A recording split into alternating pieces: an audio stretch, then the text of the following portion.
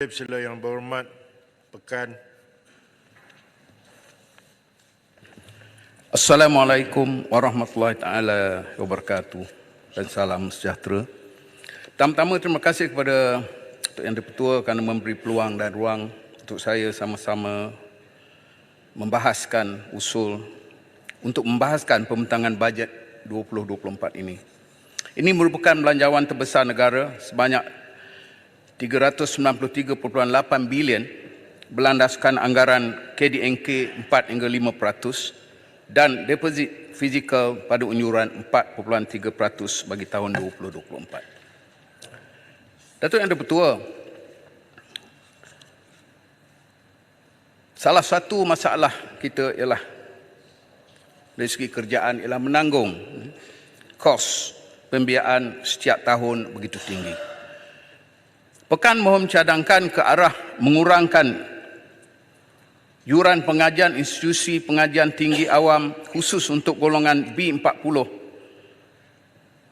iaitu untuk memberikan fokus kepada sistem wakaf bagi membolehkan institusi pengajian tinggi awam khususnya bagi mendapatkan pulangan dari pelaburan dana wakaf untuk membolehkan membantu membiayai kos operasi dan pembangunan universiti-universiti dan tidak bergantung sepenuhnya kepada dana kerjaan. Di samping itu, yuran pengajian boleh diturunkan dan dapat dimanfaatkan oleh golongan pelajar khususnya dari golongan B40. Itu sebab baru-baru ini Yang Amat Berhormat Tambun memaklumkan bahawa pendaftaran masuk mestilah tidak melebihi RM1,500 setiap orang. Ini adalah merupakan satu konsep yang terbaik kerana ianya dilakukan di negara luar seperti contohnya untuk Harvard University dana wakaf sebesar USD 49.5 bilion. Manakala MIT dananya sebesar USD 24.6 bilion. Konsep wakaf dalam skala yang lebih besar perlu dijalankan di negara ini. Oleh sebab itu, Pekan menyarankan agar pihak kerajaan boleh membantu dengan menganjurkan donation matching atau tax exemption bagi semua penerima wakaf. Inisiatif ini akan memerlukan peruntukan kerjaan pada peringkat awal sahaja. Tetapi ianya akan menjimatkan wang kerjaan pada masa depan apabila pulangan dana wakaf ini bertambah dan berkembang. Secara tidak langsung, tanggungan kerjaan turut berkurangan. Datuk Yang di-Pertua, golongan termiskin yang sudah berkeluarga yang belum memiliki rumah dan mempunyai tanggungan serta langsung tidak berkemampuan dari segi kewangan adalah kumpulan sasar yang sewajarnya diberi keutamaan bagi memiliki perumahan rakyat. Pembinaan rumah PPRT mestilah diteruskan sama ada bina baru atau baik pulih di bawah Kementerian Kemajuan Desa di wilayah, dan Pekan mohon mencadangkan agar kos bina baru perlu dinaikkan dari RM66,000 sekarang kepada RM80,000 seunit bagi keluasan lantai 660 kaki persegi.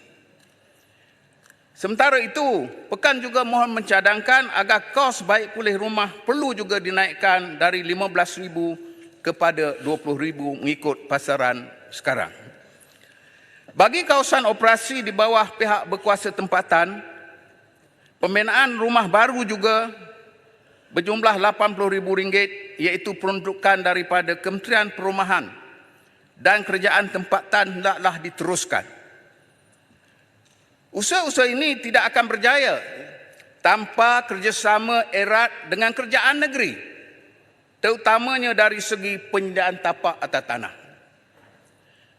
Mengambil contoh, kerajaan negeri Pahang telah berjaya memungut hasil melebihi 1 bilion dan dapat menyalurkan peruntukan bagi pembinaan rumah rakyat Pahang sebanyak 8 unit setiap kawasan Dewan Undangan Negeri Pahang dengan kos RM75,000 setiap unit dan diberi secara percuma.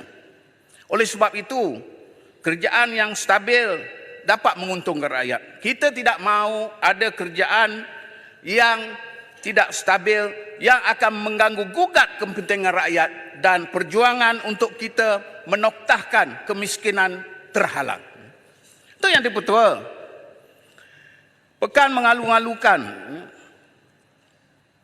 hasrat kerjaan bagi mewujudkan akaun KWSP fleksibel yang baru yang akan diperkenalkan kepada pencarum. Pekan mencadangkan agar penstrukturan semula dividen KWSP untuk memberi fokus kepada pendeposit dengan baki rendah serta memberi lebih peluang bagi KWSP menyana keuntungan. Kadar dividen bagi mereka yang mempunyai baki yang rendah akan lebih tinggi berbanding pendeposit dengan baki yang tinggi. Untuk membantu mereka yang telah mengeluarkan wang melalui skim iCitra sebelum ini, agar simpanan mereka dapat dipulihkan dalam masa yang lebih singkat. Manakala golongan belia yang mula bekerja dan mula menyimpan dalam KWSP turut menerima manfaat agar simpanan mereka boleh mencapai tahap yang mencukupi dalam masa yang lebih singkat bagi membuat pengeluaran pertama bagi membeli rumah pertama. Inisiatif ini tidak memerlukan dana tambahan kerjaan. Sebaliknya, ianya cuma melakukan penstrukturan semula struktur dividen sahaja. Namun, ianya memerlukan komitmen tinggi kerjaan bagi memastikan pelaburan yang dimiliki oleh KWSP dapat menjana pulangan pelaburan yang terbaik, khususnya di dalam pelaburan-pelaburan strategiknya. Itu yang dipertua. Menyedari bahawa masyarakat orang asli perlu duduk sama tinggi,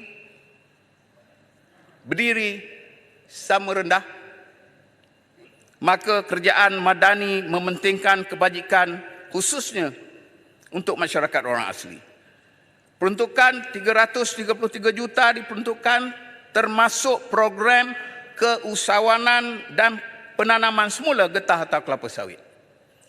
Usaha untuk memperkasakan masyarakat orang asli adalah usaha kerjaan terdahulu hingga ke hari ini bagi memastikan bahawa masyarakat orang asli nasib mereka dari segi sosioekonomi terbela dengan jayanya.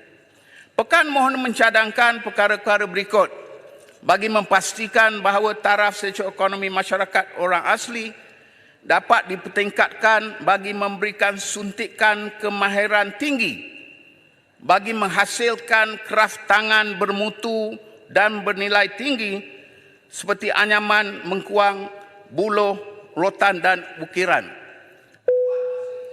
Saya Muhammad, ada mesyuarat ke? Kalau rasa penting, tolong keluar. Hormatlah orang yang berucap tu. Ya.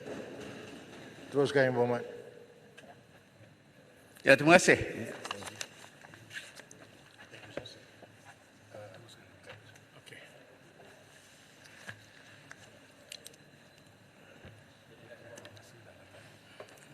Dan situ saya teruskan ya. Silakan.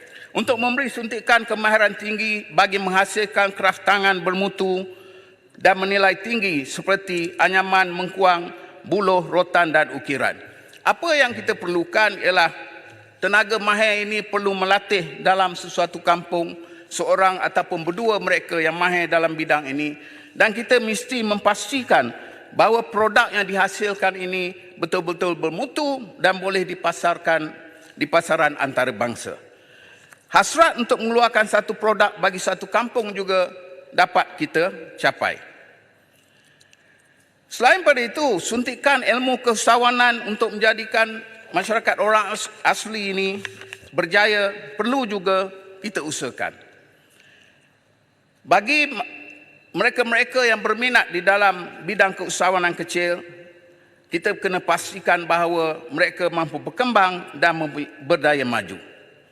Manakala penanaman semula getah ataupun sawit yang sudah tua dan kekurangan hasil dapat kita gantikan dengan spesies pokok yang baru yang mempunyai produktiviti tinggi. Tan Sri Yang Pertua, akhir kalam saya coretkan serakak pantun. Sorong papan, tarik papan, buah manggis, buah dokong. Hujah diberi untuk tatapan, pekan mohon menyokong. Sekian, terima kasih. Terima kasih.